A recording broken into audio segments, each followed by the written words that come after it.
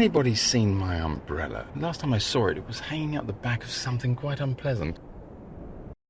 Hello, and now that you've seen an animation that very nicely and succinctly summarises what Sexton Lovecraft is all about, pure silliness, entertainment and comedy, I'm going to do something really very exciting, something that actually has me most excited about anything that I've ever created in my life, which, given my advanced greyness, gives you some indication that it's been a while. I'm going to reveal the cover to my book, Sexton Lovecraft, which I'm kind of calling Volume 1 because it's a collection of a number of stories, but we'll get into that. Here comes the cover.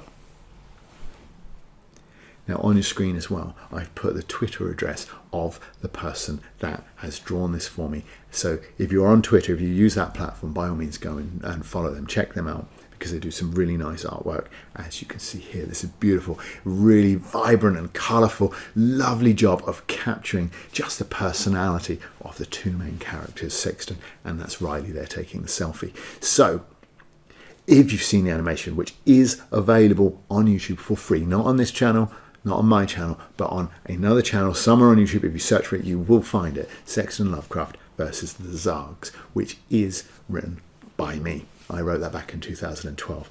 And if you think, well, I've seen the animation, I don't need to buy the book, you're getting an entirely new adventure. I'm going to reveal in just a second the title of that new adventure as well. But the paperback edition is going to look like this, and it doesn't have that title on it because I'm giving you as a freebie, a bonus, have it, take it, is that I have sat down and have rewritten that animation as a novel, and that's coming for free. It's a short, it's only 1,500 words, so that's coming for free, included with the new story. Also, if you could possibly want more than that, I am giving you as well a short story which I wrote back in 2018 for a competition that I was very confident that I would win. Perhaps not, because it was a rather po-faced and very serious university short story competition, and I sent them in a story titled "Do Perverts Dream of Inflatable Sheep," which is some of my proudest work, and I'm including that here as well. Even though it's not quite Sexton canon, it does have some of those same characters set in that same sort of world. You'll notice the similarities. That's included as well. So you're getting 3 stories. You're getting Sexton versus the Zargs, you're getting Do Perverts Dream of Inflatable Sheep, and you're getting the new novella, which is called Sexton Lovecraft versus the Fart-Powered Prophecy Machine. Another cover, you say. No. I'm not trying to sell you the same book twice. This is not Marvel or DC. I'm not making you buy something just for a new cover. What's going to happen is I'm going to be starting an Indiegogo campaign. I'm going to be asking for you to back me, to help me fund the paperbacks, but I will make this available to you digitally as well. But when I do, it's going to be as 2 separate books. So you're going to get Sexton versus the Zargs is going to be one book, and Sexton and the Fart-Powered Prophecy Machine is going to be another book. Those books are going to be available to you on Amazon digitally probably next year, whereas the people that back the paperback will probably get that in time for Christmas. Very happy with this cover as well. So, like I say, you buy the paperback, you're going to get the original cover, the beautiful colour, fabulous job of capturing the characters that we saw earlier, this one. If you'd rather wait and buy digitally, then you're going to be able to get the 2 books separately, and they're going to have different covers. One's going to look like this. But just to be clear, if you back on Indiegogo, you're going to get the better deal. I will make sure that you get the better deal. For a start, at the moment, I'm not going to be offering Do Perverts Dream of Inflatable Sheep digitally. That is purely, exclusively for the paperback, and there's a reason for that. I cannot offer it digitally because it is being considered at the moment, and that process could take months, for publication elsewhere. So I don't have the ability to offer that to you digitally, but I can offer it to you in the paperback. So that's what's going to happen.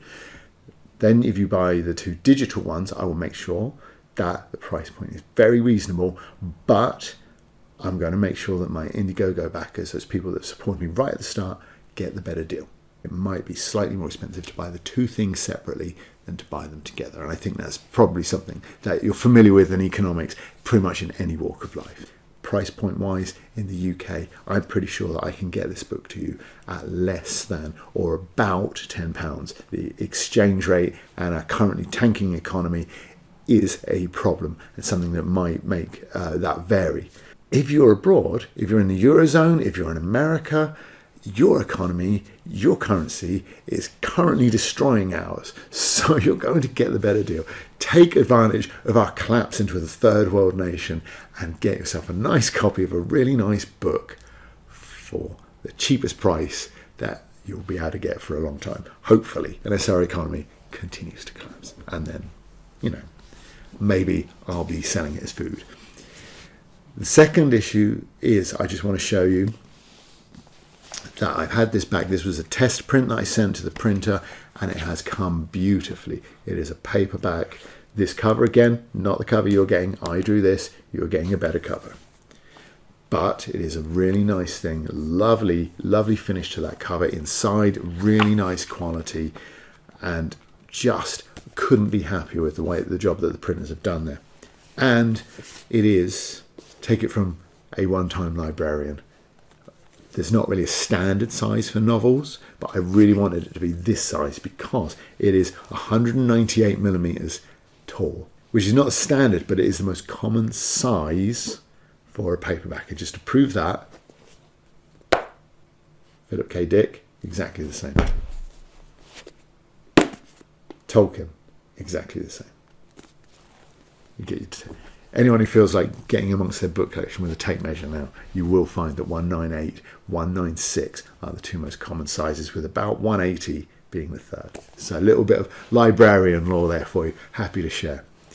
So you're going to get a book that really looks nice on your shelf, not just because it's the right size and shape, but because that cover is amazing. And I really hope that it whets your appetite for some of the silliness and zaniness and just crazy comedy that I'm sending you away in Sexton Lovecraft. And just before I go, last word that I want to say is a special thanks to Julian Nicholson, occasionally known as Julian Lee. You can find him on IMDb, who voiced Sexton way back in 2012 and has done the voice for that animation that was made this very week. So he's back, Sexton's back, and I could not be more excited. Please join me on this journey. Support my campaign on Indiegogo. Coming up, just so we know, I've got reviews coming of Sharp's Eagle. Nearly finished reading it. Rob Grant, Incompetence, really excited by that. One of the authors of the Red Dwarf TV series and the books that matched. And I think if you're familiar with my channel, you know how much I love those books. Dragonheart, Princess of Mars, and the one that you might have seen already. Yeah, I'm reading Lord of the Rings. It's about time, I think. So Lord of the Rings is on its way as well. So stay tuned for that. Oh, and one last thing. Also, a quick shout out to fellow YouTuber William Smith. Check out his channel if you get a moment. Just getting started. Could really use your support over there. I read his book as well, and I'm going to review that and put that up for you too.